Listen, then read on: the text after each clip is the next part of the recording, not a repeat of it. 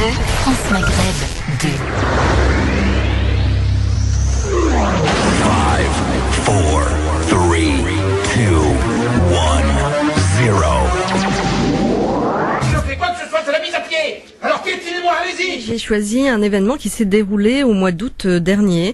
Je pense que nos chères auditrices et auditeurs en ont certainement entendu parler, puisque ça a traversé les frontières. Moi qui étais à Bruxelles le 7 septembre pour un événement sur le thème de la radicalisation, j'ai pu parler à des Belges qui avaient les regards rivés sur la France.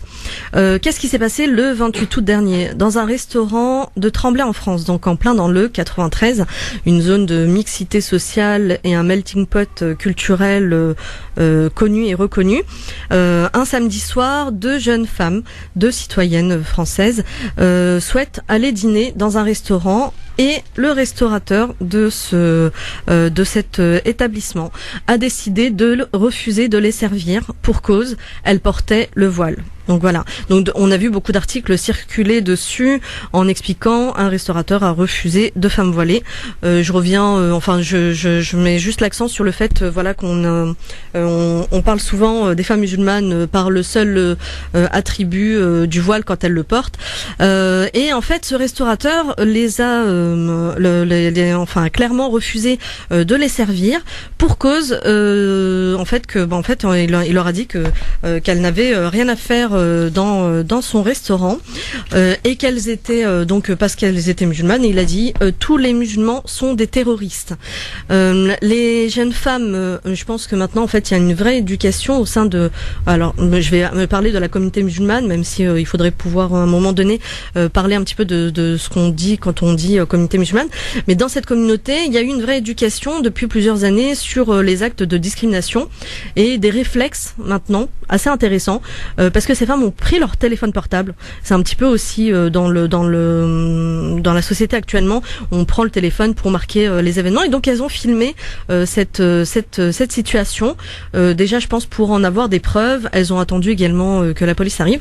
Et mon avis là-dessus, c'est en fait par rapport à ce qui s'est passé, je pense qu'il y a plusieurs points à noter. Le premier, donc, c'est de remarquer l'intelligence et la vivacité d'esprit de ces femmes qui ont réagi immédiatement pour pouvoir faire sanctionner cet acte qui portait atteinte à leurs droits, bien évidemment condamné, qui s'il devait passer devant un tribunal, en tout cas le droit condamne tout type de discrimination basée fondée en plus sur un attribut religieux. Le deuxième point, c'est ce restaurateur, donc en fait qui était très virulent sur la vidéo, on le voit, les propos sont très très graves, avec une généralisation. Dès le lendemain, en fait, il s'est excusé. Donc je vais diviser en deux un peu cette analyse. Le premier point, c'est intéressant en fait de voir que en fait il y a de plus en plus de personnes qui se sentent en droit de faire et de mettre en acte, donc pas que des paroles, mais vraiment de mettre en acte de la discrimination, de la ségrégation vis-à-vis de populations qui relèvent en fait de cet aspect qu'on rattache à l'islam, aux musulmans. Il y a la figure de l'arabe également en trame de fond, mais donc cet aspect-là.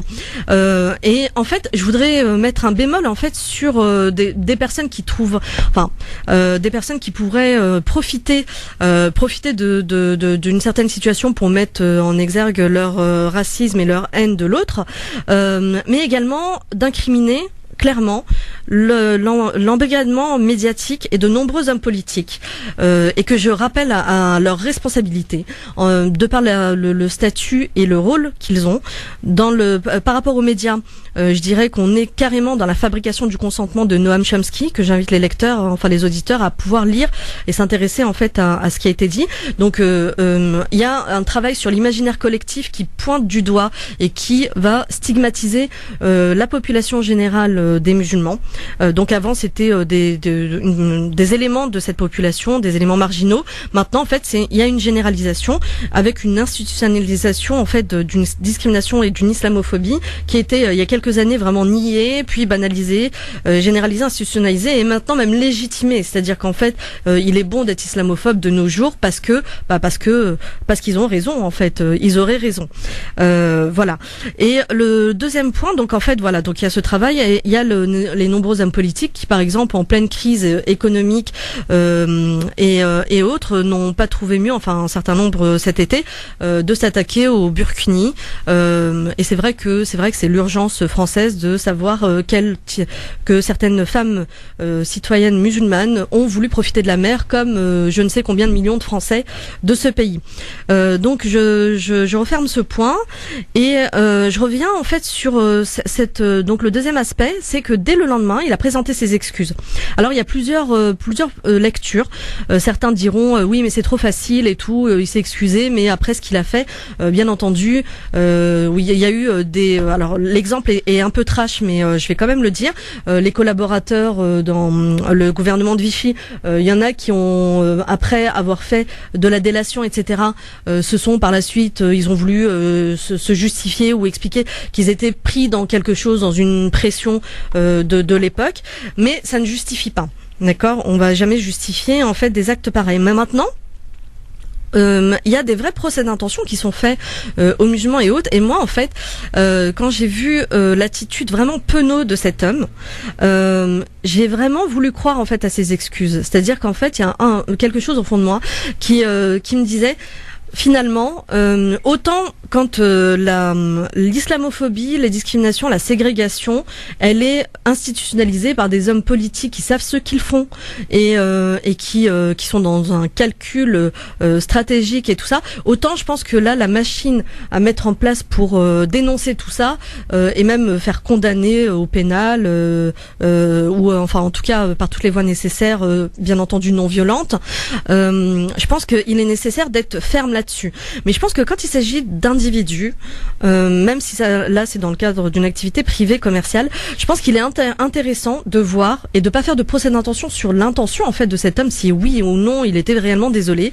Mais son attitude, autant en fait on peut mentir en fait dans les termes, autant dans la communication non verbale il y a des choses qui passent. D'ailleurs, Nicolas Sarkozy, puisqu'on en a parlé tout à l'heure, est un très grand manipulateur.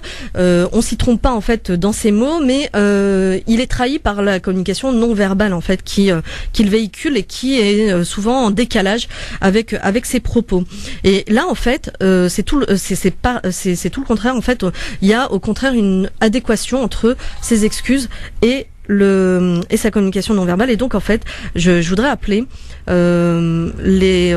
tous les concitoyens et même les musulmans qui sont assez frustrés actuellement qu'on les prenne pour des punching balls, d'avoir une attitude également d'amour, comme le message de Jésus alayhi salam, et de notre prophète Mohammed, le prophète de l'islam, qui a voulu également répondre à l'amour, à la paix, et que quand il y a des attitudes comme ça, de les accueillir pleinement, parce que on ne peut pas faire de procès d'intention, et je pense qu'il est bon d'accueillir également le changement, même si c'est dès le lendemain. C'est possible qu'il ait été vraiment choqué lui-même de ce qu'il avait fait, mais dans un contexte comme celui-là, je pense qu'il y a énormément à incriminer dans le contexte général, et donc et on le voit également dans les écrits de Gustave Le Bon, qui parle de la psychologie des foules. Il y a tout un tas de choses à comprendre là-dessus, et c'est pas une mince affaire que de déconstruire un imaginaire qui est formaté comme ça par quelque chose de très violent et de très massif surtout. Donc voilà un petit peu mon avis sur cette situation.